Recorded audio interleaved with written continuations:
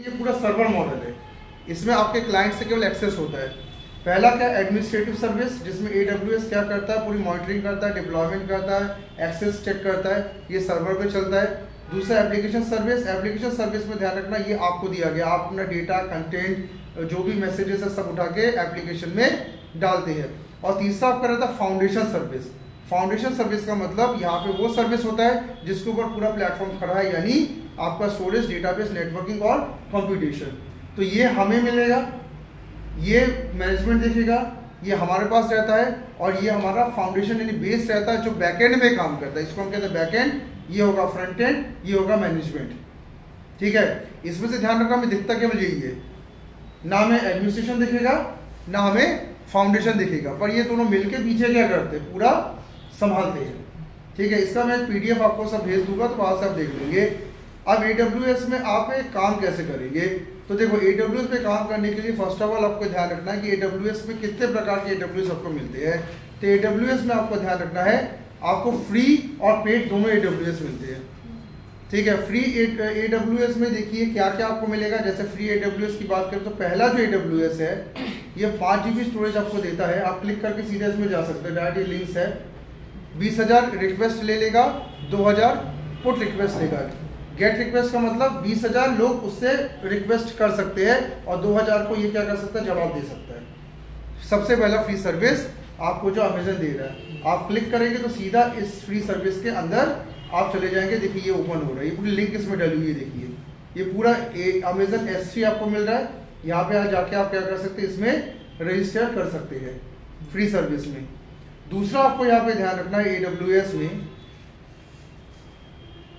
Second आपका AWS में, ये देखिए अगर आप स्टैटिक वेबसाइट चला रहे हैं, HTML CSS जावास्क्रिप्ट की जगह लोग जो वेबसाइट बनाते हैं तो स्टैटिक वेबसाइट, तो उसके लिए ये ठीक है आपका 5 GB वाला। एक अमेजन रूट S3 है, इस पर आप काम कर सकते हैं। एक अमेजन क्लाउड फ्रंट है, 50 GB डेटा ट्रांसफर देता है, 2 लाख रिक्वेस्ट पर मंथ के साथ। ठीक है, आप इस पर काम कर सकते हैं। मतलब छोटी वेबसाइट है तो इसमें जाओ, बड़ी वेबसाइट है तो इसमें चले जाओ। ठीक है, और साथ साथ में अगर डायनेमिक वेबसाइट बना रहे, क्योंकि ध्यान रखना दुनिया में 2 तरह के एप्लीकेशन बनते हैं, एक स्टैटिक, एक होता है डायनेमिक। स्टैटिक का मतलब जिसमें कोई मूवमेंट नहीं होता, मतलब वेब पेज आप देख रहे हो, ऐप देख रहे हो, लेकिन उसमें कोई भी मूवमेंट नहीं है, जो जैसा वो वैसा ही रहता है। एग्जाम्पल के तौर पे आप अगर कोई शॉप की वेबसाइट खोलते हैं जिसमें आप देख रहे हैं कि कोई ना ऐड आता है ना कोई ऑफर्स आते हैं, कुछ नहीं होता, बस दिख बस रहा है, तो वो हमारा क्या होता है, स्टैटिक। लेकिन आजकल के वेबसाइट्स में आप देखते हैं कि जब वेबसाइट आप चलाते हो तो बहुत कुछ चीज़ें साथ साथ चलती रहती है। अचानक ऐड आ जाता है, अचानक पॉपअप आ जाता है, अचानक ऑफर्स आ जाते हैं। ठीक है, अचानक आपका कोई ना कोई कंपनी के नए नॉर्म्स आ जाते हैं। तो जहाँ पे वेबसाइट में खुद ब खुद कुछ चीज़ें होने लगती है उसको हम कहते हैं dynamic. Dynamic PHP, Python, .NET, SQL ये बनाते हैं। और इसके लिए देखिए अमेजन वेब सर्विस में इलास्टिक कंप्यूट अमेजन EC2 दिया गया है, जिसमें 750 आवर्स पर मंथ के हिसाब से काम होता है। और साथ साथ में यहाँ पे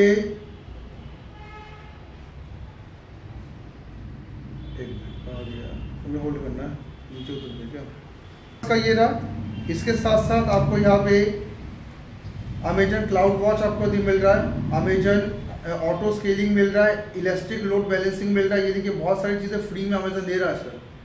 मतलब तुम्हें सर्वर भी चाहिए, फ्री में चाहिए तो AWS का यूज़ कर लो। अभी मैं आपको लॉगिन ID बनाने का बताऊंगा कि लॉगिन ID आप कैसे बनाएंगे इसमें।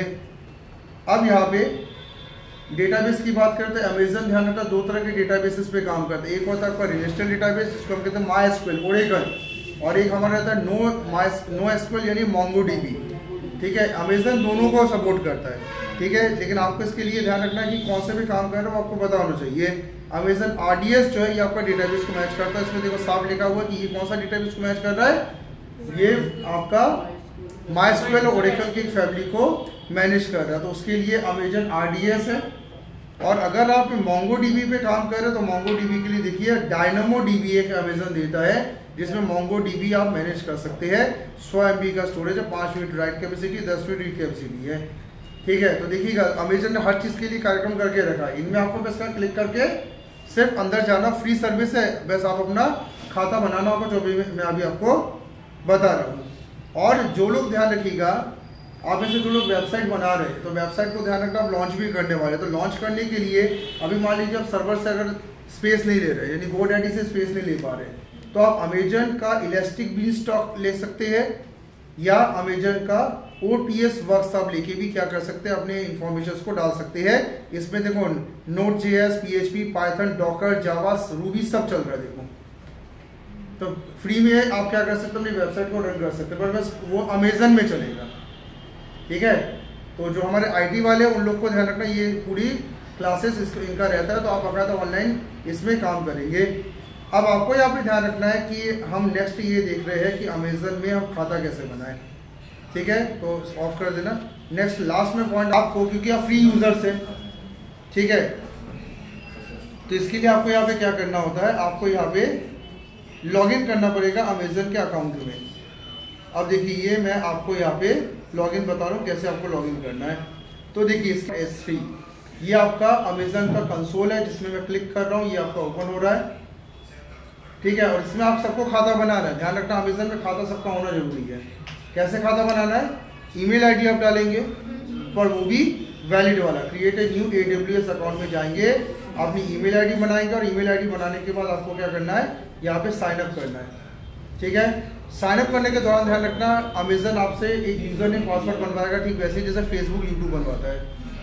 ठीक है, और इसमें आप बकायदा यूजर नेम पासवर्ड बनाकर ईमेल अकाउंट करके आगे बढ़ जाएंगे। अब यहाँ पे आपको ध्यान रखना है, एक जगह आपसे अमेजन आपसे डेबिट या क्रेडिट कार्ड का डिमांड करता है, क्योंकि अमेजन क्या कहता है, फ्री करते करते पेड में ना आ जाओ, उसको ये डर रहता है कि आपने फ्री करते करते आप पेड में ना आ जाए, इसलिए आप अपना एक कोई डेबिट कार्ड या क्रेडिट कार्ड का डिटेल डाल दीजिएगा। जैसे आप अमेजन में लॉगिन करेंगे, आगे बढ़ेंगे, तो डेबिट कार्ड का नाम, उसका CVV नंबर, आपका नाम, कब खत्म हो रहा है, ये सारा डिटेल मांगेगा वो। इसमें आप टेंशन मत दीजिएगा, कोई पैसा कटता नहीं है इसमें। या आप ऐसा करिएगा जिनके डेबिट कार्ड खाली पड़े वो वाला डाल देना, अगर डर आपके पास है। जैसे आपका एक अकाउंट में जहाँ पे बैलेंस रहता है वो मत डालना, क्योंकि हो सकता है AWS पैसा ना काट ले। आप खाली वाला डाल दीजिएगा, ठीक है, या पापा का डाल देना, कोई टेंशन नहीं, पकड़ने दो पापा का। ठीक है, पिताजी का डाल दो, उसके बाद तो फिर पापा क्लास ले लेंगे, पैसा कटा दो। तो इसमें आप अकाउंट ईमेल आईडी डालकर अपना नाम डाल के लॉगिन कर दीजिएगा। लॉगिन का प्रोसेस बहुत सिंपल है, 2-3 सवाल पूछ के वो लॉगिन कर लेता है। आपका पता भी पूछता है, आप कहाँ से हो, इंडिया से हो तो इंडिया का कॉन्टैक्ट नंबर आप बताएंगे, ईमेल आईडी बताएंगे, सब कुछ आपसे पूछकर ये क्या करेगा, डायरेक्ट आपका एक अकाउंट साइन अप कर देगा। ठीक है, अभी मेरे में अभी अकाउंट साइन अप नहीं है, तो अभी अकाउंट अभी साइन अप आप अपने हिसाब से कर लीजिएगा। और साइन अप करना आप सबको आता है, क्योंकि बहुत आसान है।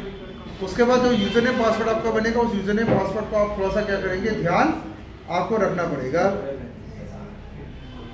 अब यहाँ पे नेक्स्ट में आपको बता दे रहा हूँ, लॉगिन करने के बाद आपको यहाँ पे क्या करना होगा, इसके बाद आप अपने किसी भी वेबसाइट को उठा के उसके अंदर डाल सकते हैं। तो लॉगिन करने के बाद आपको नेक्स्ट बनाना पड़ेगा बकेट। सबसे पहले लॉगिन करके अकाउंट बना लीजिएगा, ठीक है, एक अकाउंट वो डाल के उसके बाद आपको क्या करना होगा, बकेट आपको बनाना पड़ेगा। तो ये देखिए, ये लॉगिन करने के बाद आपको यहाँ पे क्या करना होगा, आपको बकेट बनाना होगा। बकेट का मतलब जहाँ पे आप अपने प्रोजेक्ट्स को रखते हैं, ये देखिए। तो लॉगिन होने के बाद फिर क्या करेंगे, आपको इसी लिंक में जाकर क्रिएट बकेट ऑप्शन देखिएगा इस तरीके से। देखो इसमें सारे ऑप्शन देखेंगे आपको ऐसे, क्रिएट बकेट, आप अपना बकेट बना दीजिएगा। बकेट मतलब जहाँ पे आप प्रोजेक्ट्स को रखना चाहते हैं, फाइलों को रखना चाहते हैं, ठीक है। ये देखिए बकेट का नाम, और US स्टैंडर्ड ही रीजन में लिखिएगा, क्योंकि हम सब अमेरिका यानी US के प्रोजेक्ट्स यहाँ पे लिखते हैं।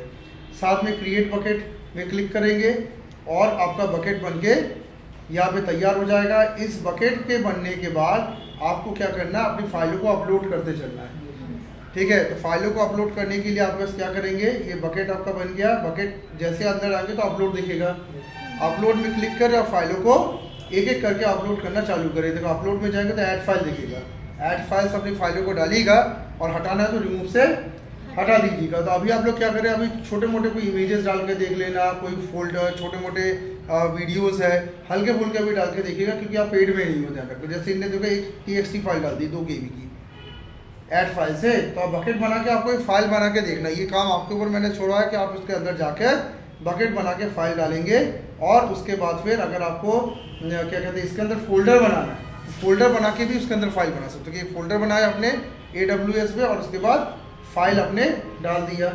अभी आप ध्यान रखना, जो भी फाइल डाल रहे हैं तो वो बाय डिफॉल्ट प्राइवेट है। अमेजन बाय डिफॉल्ट प्राइवेट है जनरल AWS, ठीक है।